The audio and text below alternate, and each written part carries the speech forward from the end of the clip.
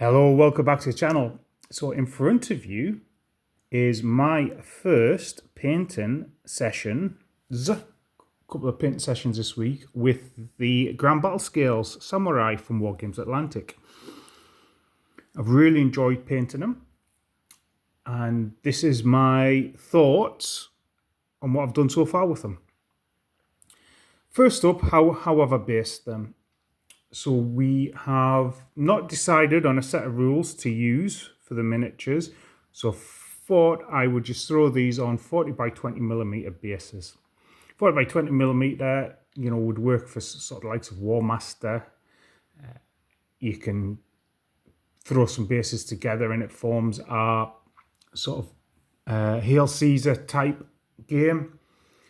If the rules really needed a square base, two of them together makes a 40 by 40 base as well. Not quite decided on the posing of the bases. This was me just playing around with what we could do. So obviously the Naginata, 2 strips there. You can tell by my thumbs I've been painting today. 2 strips there, fairly easy to do. With a Spearman,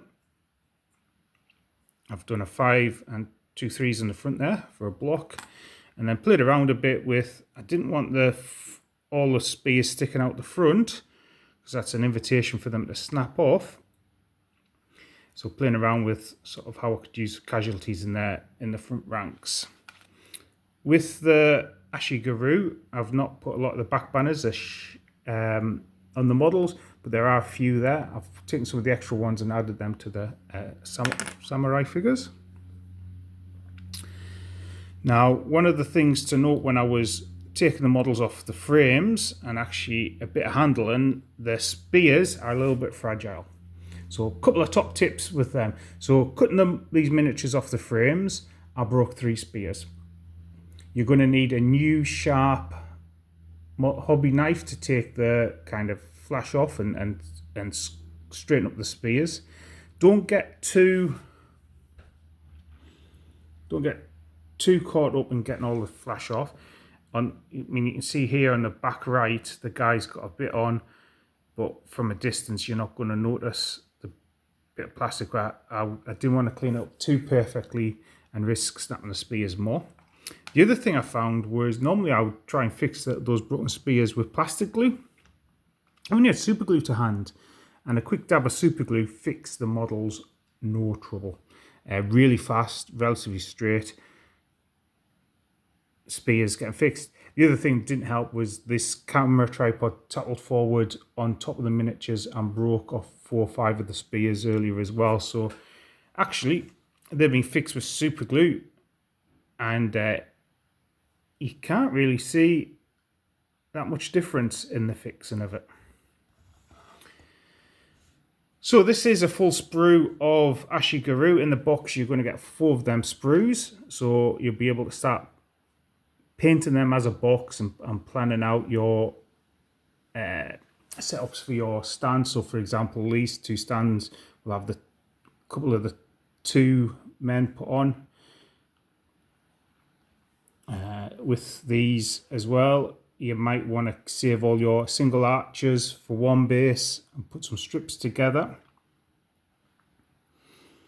Naginatas are just the 2 strips. And again, with the handgunners there, you've kind of got some advancing poses and some standing poses. So I think what I might actually do once I'd kind of play around with these, they're just super glued on the bases, dead easy to take off, is put the advancing sprues in a line with the firing guys in front, and then kind of pull the kind of standing guys together. So I've got 5 and 2 and 2. So that's the bases so far. Now, did have a crazy idea. Say you didn't want to play around with the single based miniatures on your bases and you wanted a more unified look. What are you going to do with the single ones? So I figured they would look quite cute on a 5p piece, and you could maybe even do some samurai skirmishing in 10mm. Use a different set of rules, and you're going to have the terrain and stuff if you're going to be doing grand battles anyway. So yeah, that is an option to do. Now this colour scheme I've picked predominantly red because my 28mm Samurai were going to be in that colour as well. You might see my other video where I've got some 20mm Samurai. You know, the beauty of being in a club is you get to play loads. The curse of being in a club is your head gets turned by lots of different periods.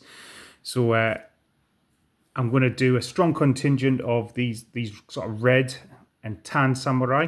Certainly, I'll be getting 6 stands of spearmen, 3 archers, 3 handgunners, 3 naginata stands, and then I might do sort of red with a different coloured accent for the rest of the Ashigaru, sort of like mirroring that contingent.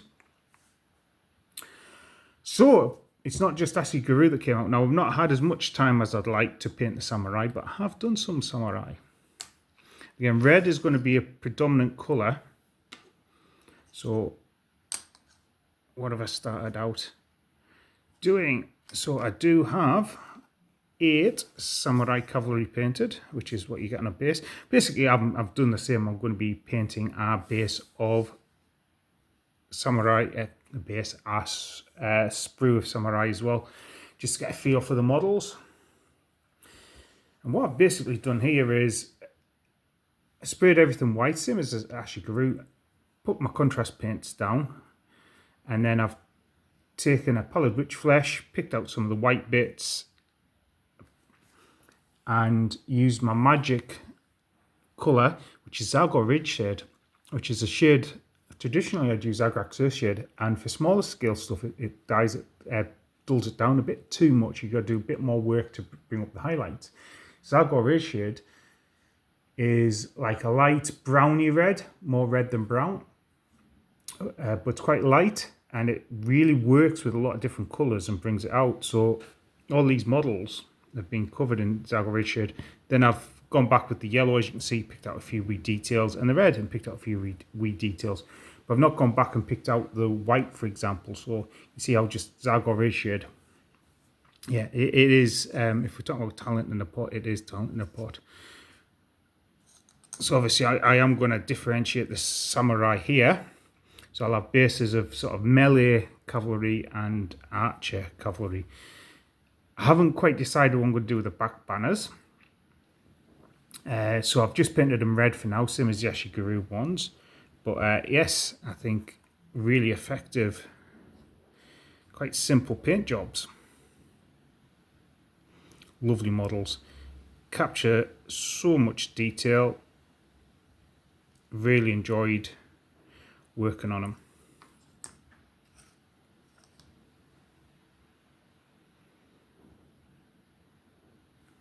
And actually, if I bring up some of the Ashigaru so you can see what I've done with the... Obviously, they'll look a lot better once I've got some basing on as well. But like, for example, the faces there, that is just Gulliman Flesh Wash on the faces.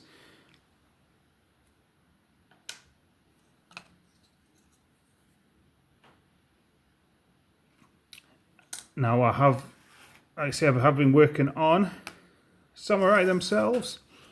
So this is pretty much shows my methodology, which I've talked about before. These are just blue tack to the lollipop sticks. So I've gone through, so I've picked out the miniatures which are going to be predominantly green, predominantly yellow. The rest is going to be red. Put down my contrast paints over white. Then I'm going to throw down sort of dark brown for the weapons, for the bows. Pick out the trousers and sort of padding under the armour. I'm going to use, I think, Agarax dunes for that, but I might pop on a bit of Pallid Witch Flesh and highlight it up. Always go back and repaint the faces white and then put a fresh pot of fresh dab of Glimmer Flesh over. Arrows, I'm using Gorgonta Fur. Bit of black and stuff, pick out some details. Actually painting up really fast. As you see, the miniatures really do have enough detail on that the contrast really does pick it out. The other thing about the contrast paint is because it's thin, you've got less worry about obscuring any of the details.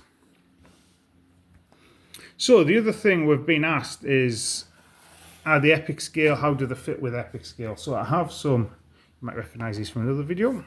I'll zoom out a bit. So my pike and shot. Now these are the biggest of the epic scale miniatures. Certainly the Civil War field's noticeably smaller by maybe a millimetre. So if I put some cavalry next to some cavalry, I mean straight away these are on bigger bases. These are on 60mm rather than 40mm bases.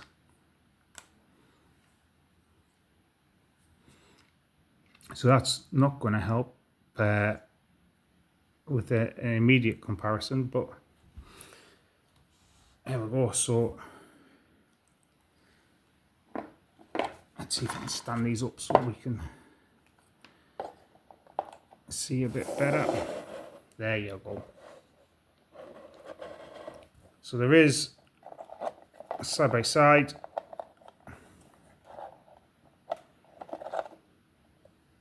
The Epic Battle War miniatures so pushed together a bit more and they are taller. Because Grand Battle scale is 10mm, Epic Battle's 15mm, so you can see the difference there. And the cavalry as well.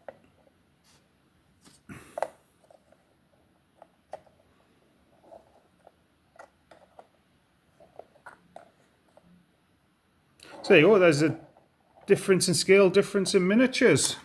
So as you can probably tell, I'm really enjoying painting these models.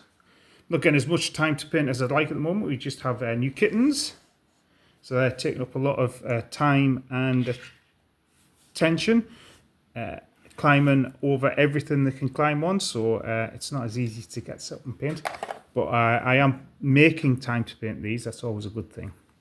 So if you've got the new Epic Battles, not Epic Battles at all, Grand Battle Scale, because I've just been showing off some Epic Battles models. If you've got the new Grand Battle Scale Samurai, let us know what your plans are. Let us know what rules you're planning on using.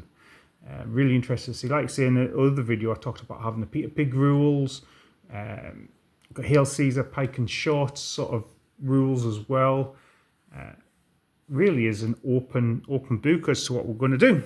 But anyway, thanks for watching. Look forward to chatting to you in another video. So that's goodbye for now. Goodbye.